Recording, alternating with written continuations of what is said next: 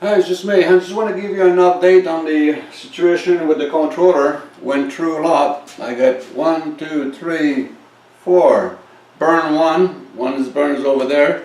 All those controller right now, I'm not showing anything so people doesn't go crazy and stuff like this because they're custom built and they're high voltage. So good luck to find them, right? So I'm going to give you a demonstration of this motor, which is not a motor, literally, it's a generator. It's a sine wave generator, and it's a three-phase sine wave generator, and that's what they use for inverter generator. And a sine wave generator is also, it's reverse. You don't have to change the winding on it and stuff like this. You can send the same frequency the generator is producing, you send them back, and the generator will turn. Pretty straightforward. So it's like you can make a motor, you know, you can make a generator out of it. That's why I call them hyperdrive, because they don't run on electricity. They do not produce electricity. They produce RF. It's not a communication. RF, when you say radio communication, that means you have to have data transfer. I'm not transferring any data. I'm just transferring that resonance in a volt volumes, high volt, high volumes. And we're presenting that resonance on a certain level of frequency, which kicks the magnet, because the magnet don't want to be in the top of the frequency. They just want to get out of here as fast as they can. So I'll show you how this little thing works. It's very, very quiet. See, no noise here, right?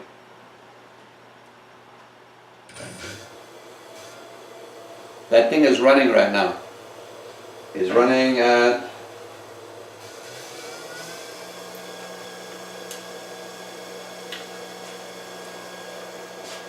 1500 RPM, and you can't hear it.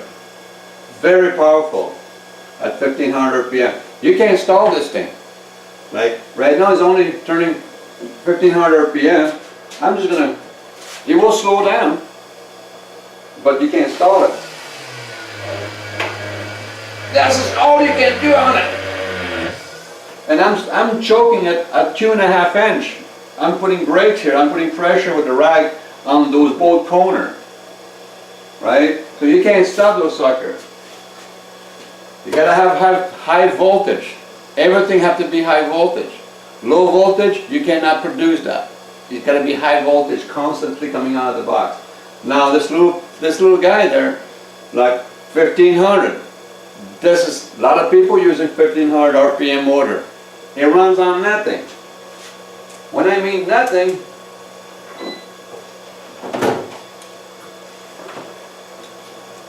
let's see if you can see this. 0.6.7 of an amp.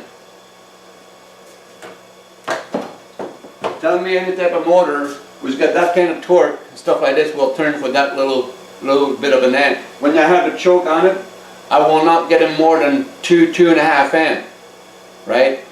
I have a half horsepower electric motor pump at 3400 RPM in my pump because I'm on the well here, right? And when you put the meter on it, that pump, it runs on 11 amp for half a horse. 11 amp. This thing can turn my pump 10 times better than that because I can turn faster and get more flow out of it, more pressure, for a fraction of 11 amp. See, when you don't use with electricity, you use resonance, RF resonance, it costs very little and you get so much power out of those things. So, but it's not that. The bearings are not that good in there because the tiny little bearings, a tiny little shaft. That's why I cannot squeeze the shaft. I'll squeeze the shaft right off of that thing because it's got so much torque. That thing right now is probably into about 85 pounds of torque. 85 pounds of torque.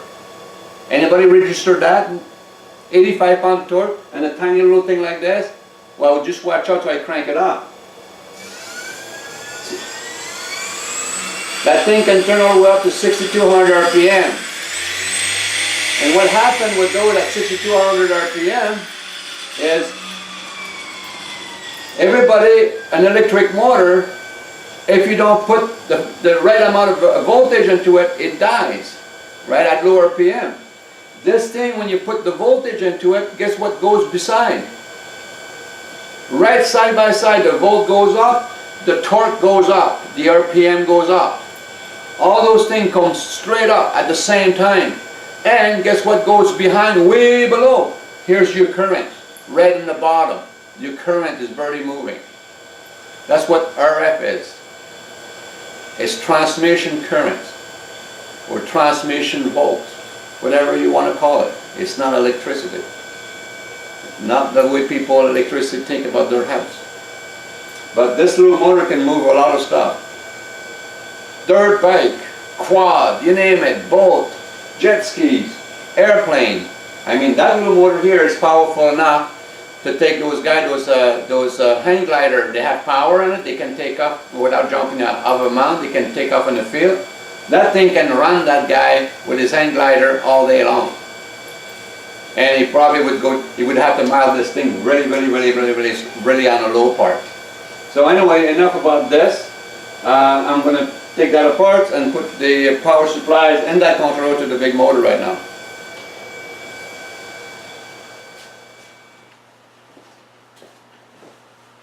Okay, now I got the thing hooked up. Same controller, same power supply, same servo tester, same little pack of battery to run my servo tester. So I'll show you. That one starts by itself. I have one controller, makes a turn the same speed, but you stop, start, and you gotta give it a slap to get it going. But this one starts by itself because this is a 12 pole, and the controller is only programmed for an 8 pole. So that's why we're not turning as good, and we don't have the torque and stuff like that. But and it's noisy. You can hear. See, if the pole is right, those motors are totally silent. But right now it's telling me the phase is not right on it, and the degree is not right, the frequency is not right, the timing is not right on it, you know. But because it's in the same type of stator and the same winding, they will make a turn, but they don't give you the torque you want and stuff like that. I mean, it's still a lot of torque on it. I mean, I think that's only turning about 5. Let me take a. Hey, you cat.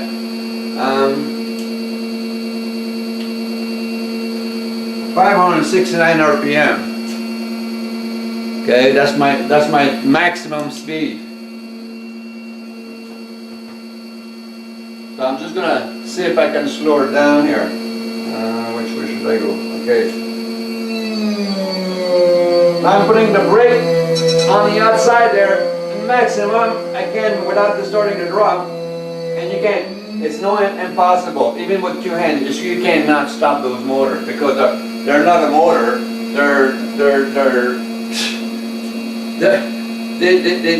They don't work like a motor. They work totally different. I mean, soon you start putting torque on it, like demanding torque on it, it produces more. And then he load itself up to a level he can maintain, and he will never stall. So, but you know, that's what. And I need 3600 RPM constant. Now the whole system, how it's going to work is really simple. Right now I'm connected to the wall because I'm still waiting for the part to come up here. You need a UPS. I got a 2400 watt UPS with no battery because I said I have my own battery. I don't need. The battery is just there like your car for starting the motor. After that, your car doesn't run on a battery, you run on its own power. So on its own electrical system, I would mean. So, and also we need a governor. That one apparently has got a governor in it because, again, because of software they send, we got from them through the internet and all that, it won't work on my 2 computer. We cannot achieve to do nothing with it. It's just a waste of time. And I asked my friend there to contact the company and ask him to send me a disc. I want a goddamn, I want a CD drive with the software on, so when I can install it, it would actually work. Like just when you buy a piece of equipment, you buy a printer, you buy a camera, they all come with the software you install on your computer. You know, it tells you, it gives you all the book, you know, how it works, how you have to do this, how you have to program it and stuff like this. And literally, you can reprogram you know, what you bought, the purchase you did. Now we're buying something and we can do nothing with it because we don't get, or the software doesn't work properly. So, but we're going to try to fix that down the road. Like I said, I get a bunch of stuff to be able to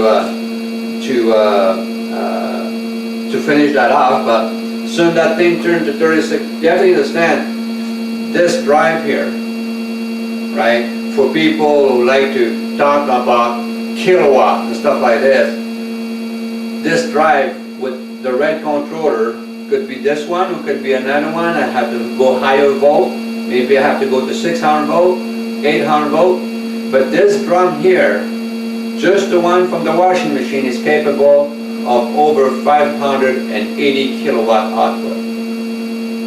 Now, get all your pens and pencil and write that down. 580 kilowatt output.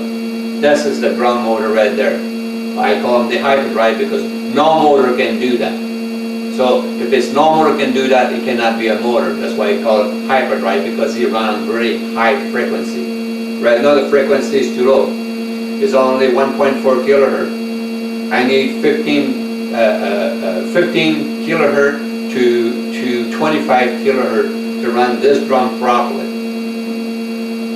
So it's all about the frequency. All your power is delivered through that from frequency. It's a resonance frequency, RF, not radio frequency, transmission frequency, RF, which is a pulse or sine wave, short sine wave, a square sine wave, with massive amount of resonance in it. And the resonance, the magnet cannot stand resonance. They have to get out of the way. You know, and if you have a drum that's holding the magnet, well, they can only go left or right. They don't have the choice to go to pop out. But that's how those drives work. So that's why I don't call them, I don't really like calling motor, because they don't even come close to a motor. You know, it's amazing. I mean, like, you know, you can run everything, and not only that, we have a company in China who's capable of building those motors the size we want, and we have the controller company to give us, you know, they will work with us to build whatever we want to control at whatever volt. It's a 1200 volt is not a problem, even more.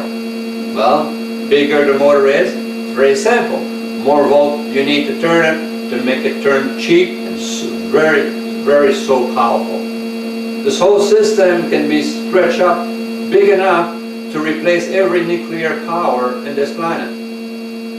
All you have to do is build a bigger motor, a bigger drive like this with a proper controller, and you will turn every single generator. It doesn't matter if it's a hydro generator, disconnect the prop out of that and put a drum unit like this, an hyperdrive on the top, and it will turn that big generator, because that's what they're producing at the power plant, sine wave. That's all it does, sine wave. It's not electricity what they're producing in the power plant. It's got nothing to do with electricity, not the 240 volt and the 360 volt, you guys know, 60 hertz. That's what you guys call electricity. What they're producing in a power plant is not electricity. Simple as that.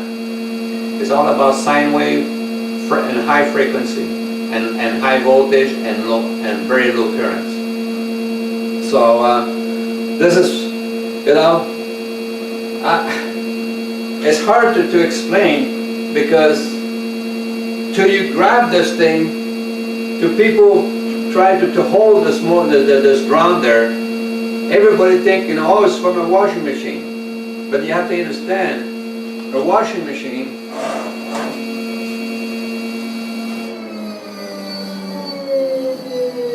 sounds like an old turbine. Now I want to listen to that. That's out of phase. It's grounding right now. It's creating a vibration on the table because it's so out of phase, because it's on 8 pole instead of 12, and the frequency is too low.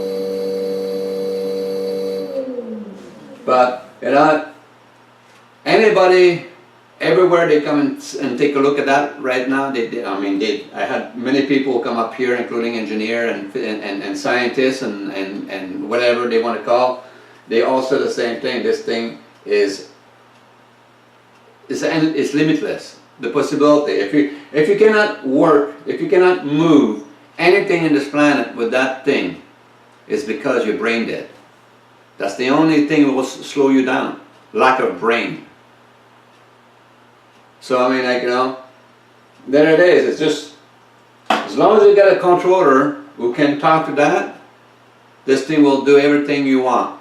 I mean, right now in Israel, we're putting the same drum on 28 kilowatt generator at 240. 28 kilowatt. That's 28 kilowatt. That run a full-size 4-bedroom house, totally electric heated. Like, you know, you can produce enough power to heat up your stuff with your own power. You don't need gas. You don't need nothing. 28 kilowatt. And those generators, there's I believe they're. I might be wrong on that, but I think it was a Sweden company who designed that, because they were designing a generator for all the big windmill, and they decided to design also generator for powering with diesels and whatever, right? So you know, and they have the bearing. I think they're guaranteeing inside the unit for 25 years, so you can run 24/7. For 25 years before the generator have to be reserviced, which is pretty damn good. I'll take that all day long. And the bearing of the hyperdrive can never go bad. For the same, on the generator, the bearing of the hyperdrive can never, it will last forever. You know why? Because the goddamn thing don't have bearings. It doesn't have bearings. The hyperdrive, the stator is bolted to the frame of the generator, and the drum is attached to the shaft of the generator, so the hyperdrive doesn't need a bearing. So you can never burn the bearing in it if it's not there. My cat is going crazy. Do you want to get into part of that? So that's all I wanted to say. I think, you know, for the update. I'm having problem with DHL. They seem to be, you know, it's a conspiracy of not wanting to bring my stuff to my doorstep, but they sure take the money. They sure take the money at the other end to deliver that parcel all the way up to that address, and they charge for every single kilometers for delivery, but they won't deliver it to me. I see them go and drive by, but they won't. And plus, they don't even know the meaning of COD and their little splish there when you dial the numbers and you listen to all the garbage they have to say for hours, right? They have a way of payment. COD, cash on delivery, right? That's at the doorstep. Or you can cash on delivery with credit card, right? Cash on delivery with bank card or prepaid credit card. No, it says, or if you want to expedite your parcel, you can prepay. So there's an or there. It doesn't mean it's their laws for you have to do that, right?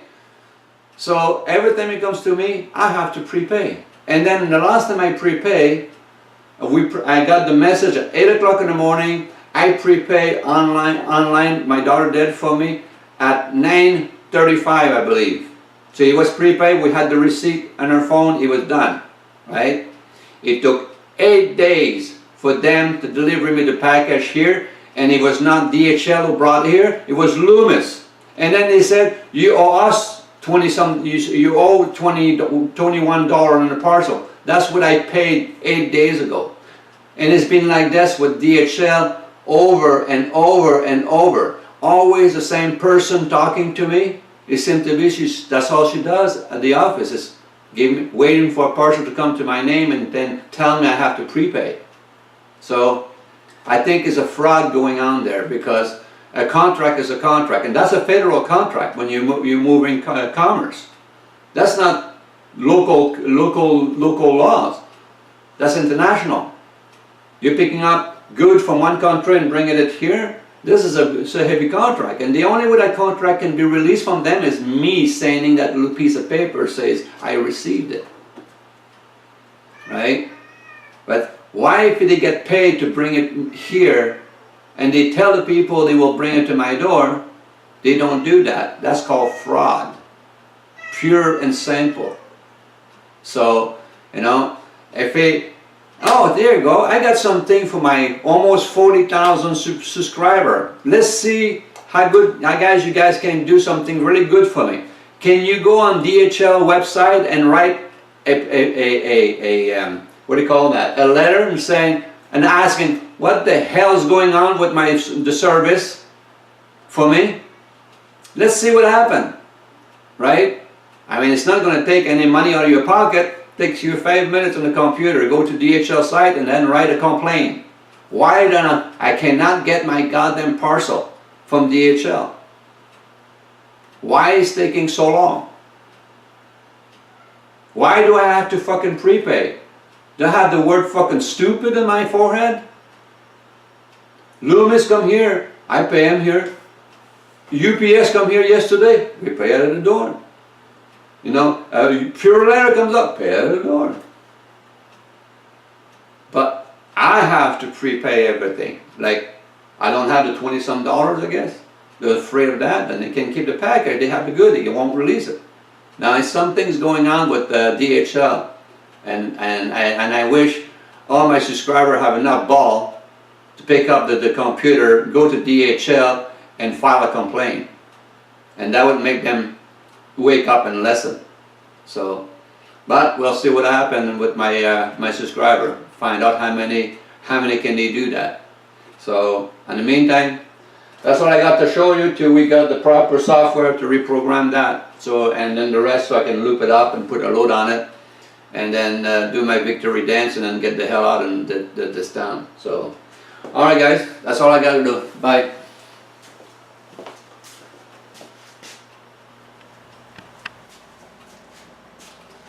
So I just want to let you know, I forgot to put that here. I was going to give you a look.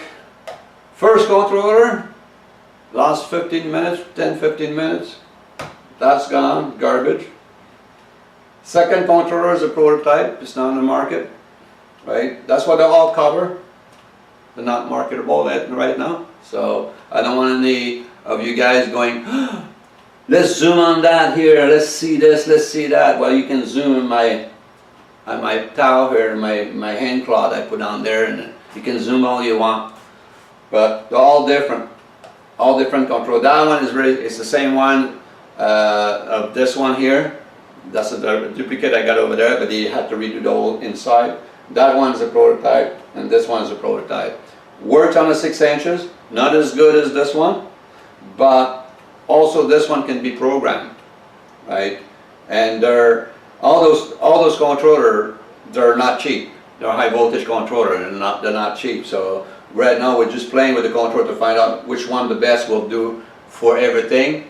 And so far, this one is a good candidate, and this one's a good candidate if we can get the software sent to me on a disk, so I can install it on my computer, so I can get and change the stuff. Because getting software from the internet, you know, it just, I don't know. I mean, if you don't care about what is going on around your computer, then go ahead. But so far, it's not working out for me. So, but every time I had a software on a CD and I throw the sucker in there and I download it and install it, it actually worked. So I'm very old-fashioned. You know, bring me the stuff so I can put it on my as a hard copy, and I put it into my computer. But this is what we've been waiting and waiting and waiting and waiting, and every time we order something, well, it's 8-10 days, 8-10 days, 8-10 days. So you know, that's what I've been doing. And also we have what do you call that, the power supply also getting built up for 400 volt output, 120 volt input, 420 volt output at 20 amp, something like that, 20 amp, yeah. And that's massive, you know, for power supply. And they said they can build power supply all the way up. Like I said, no, they have no problem over there with high voltage. You want a 1000 volt power supply, we'll build you a 1000 volt power supply. And they're not big, they're not heavy, they're not a big thing, right? I mean, because it's different system. They use a lot of the RF system and those and the board there to produce that kind of power. Every time you play with RF, the power explodes. It's just a massive amount. As simple as that. If you stop using electricity, you know, and use RF system on it, it just explodes. That's the bottom line. That's the only thing will make this thing so powerful. It's the way it works. So that's about it. That's all the.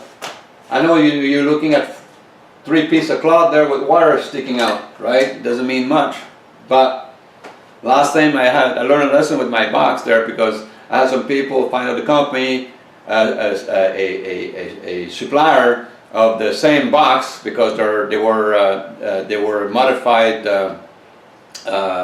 CNC machine drive. That's what they are, but they were modified, and that's why I taped the top. And I told the people, don't get excited, don't buy. Well, some idiot in YouTube saw that, they figure out the way the box looked and what it is. They find the company, they ordered themselves a bunch of CNC controller, but the CNC controller don't run those things. So you can run your stepper motor, because that's what a CNC machine is, but you can't run those drive. So, you know, you waste up your money. So good for you for all your good research. All right, folks, that's all it is.